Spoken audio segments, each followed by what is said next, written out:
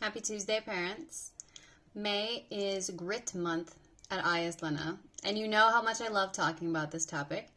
We spent an entire season on the podcast talking about grit. If you haven't listened to it, please do. We have some amazing inspirational speakers talking about grit from their perspective. And I would really recommend listening to the last episode of the season because I get very honest about my own journey and how grit is not just about being super tough and never having anything bad happen to you. So please listen if you have not. But I would also like today to share 3 tips with you of how to raise more resilient kids. We all want this for our children. We want children who can take what life throws at them, because no matter how much we try to protect them, someday they're going to be on their own and independent, and we want them to be able to withstand the pressures and the challenges and difficulties that they will inevitably face. So here are 3 things that I would recommend implementing if you haven't already.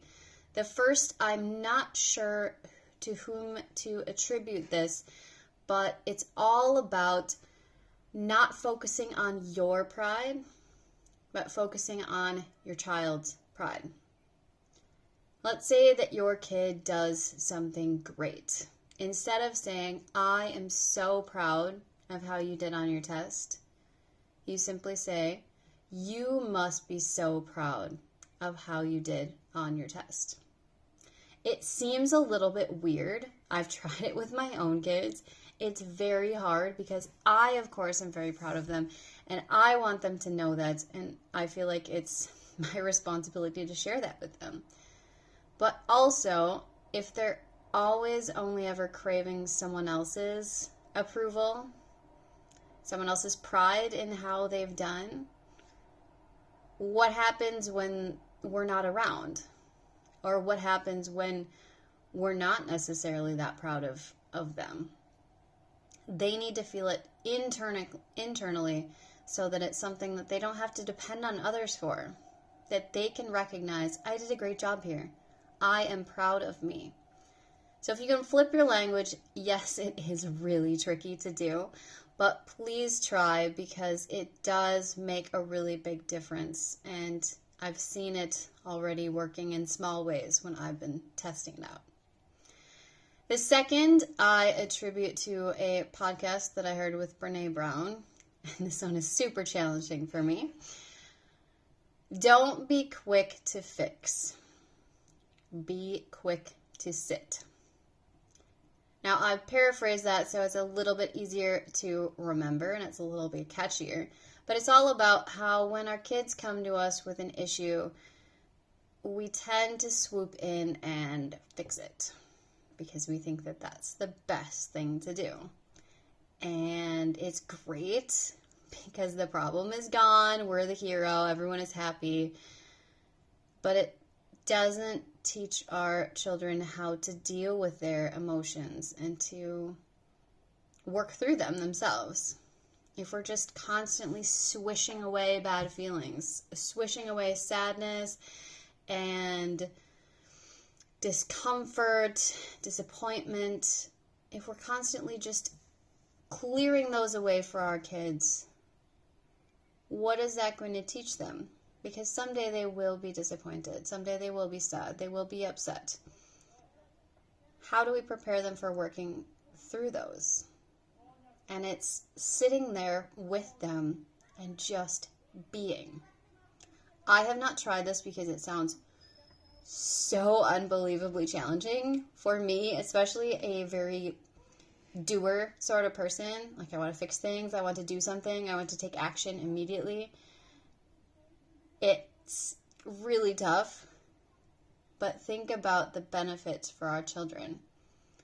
That we show that we are there and that we care and that we're listening, but we're not jumping to fix it. We're sitting there with our child in their sadness, discomfort, disappointment, and helping them work through that just by being with them. Again, super tough. I haven't tried it yet. If you do, let me know how it goes. And the third thing is that this comes just from me. Don't be perfect. Be real. This also is something that I have learned. I think that our kids just automatically grow up thinking that we're stronger, smarter, tougher, everything-er than we really are, because our kids love us. And also, I think we put on a bit of a front. Be real with your kids so that they can see that you're not immune to challenges and difficulties. Now, you don't have to go into detail and tell them all about your problems, but definitely don't, again, put on this mask and sweep everything away so that they never have to see it. My kids have seen me cry before. They know sometimes I get sad. They know sometimes I am disappointed in myself. Sometimes my feelings get hurt. They understand that sometimes I have to work through some difficult things. And I don't just hide and pretend that I don't have those emotions, because I don't want them to think that if you work hard enough and if you're good enough, you don't have any problems and everything will just be easy. I want them to see that sometimes I struggle. And I want them to see how I get through it. What are some coping strategies that I have that they can hopefully learn from when they're adults or change to fit who they are? Hopefully, 1, 2, or all 3 of those can be helpful for you to test out in building some grittier, more resilient kids.